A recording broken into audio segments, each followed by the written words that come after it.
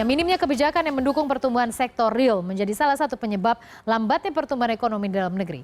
Hal ini muncul dalam dialog keuangan yang digelar di Gedung Pertemuan Universitas Airlangga, Surabaya. Dalam dialog yang dihadiri oleh peraih Nobel Ekonomi 2003 ini juga menyinggung terkait strategi bertahan dalam stagnansi perekonomian global. Pertumbuhan ekonomi Indonesia banyak didukung oleh sektor konsumsi domestik yang mencapai angka hingga 60%. Kondisi perekonomian global yang stagnan sempat membuat perekonomian Indonesia goyah. Namun tingginya tingkat konsumsi turut menyokong kembali stabilnya ekonomi dalam negeri. Sayangnya, tak banyak kebijakan perbankan yang memberikan stimulus untuk mendukung bangkitnya bisnis di sektor real. Akibat minimnya perbankan dalam negeri yang berani mengambil resiko.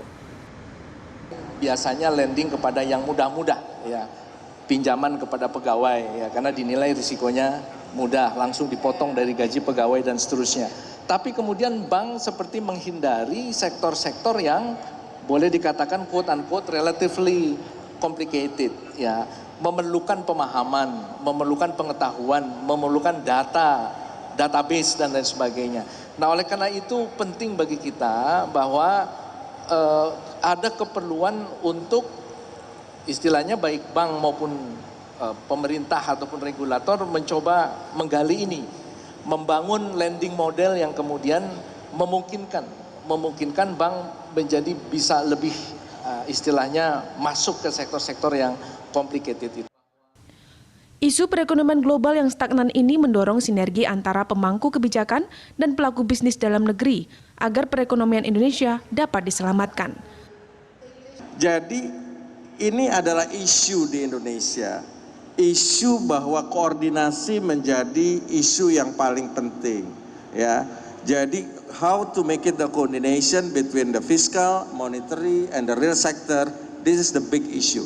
Dan bukan cuma permasalahan di Indonesia, tapi juga di negara lain juga ini adalah isu yang paling luar biasa.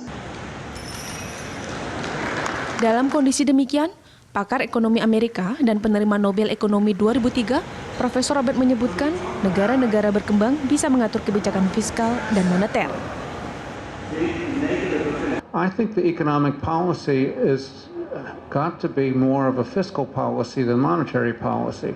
That if we can, countries can invest in projects that have as a goal raising the marginal product of capital, that is the profitability of future investment, it will then encourage businesses to borrow and invest in the country. This might be foreign direct investment or it might be domestic investment, but in either case, infrastructure and education, which are both objectives which will make business more attractive and more profitable, I think are a very good set of policy tools. Melambatnya pertumbuhan ekonomi sejak 2016 membuat DPR RI dan pemerintah menyepakati target pertumbuhan ekonomi sebesar 5,1% dan menekan angka inflasi 4%. Pemerintah pun masih berharap kebijakan teks amnesti bisa menjadi pompa tumbuhnya ekonomi dalam negeri. Eka Rima, Surabaya.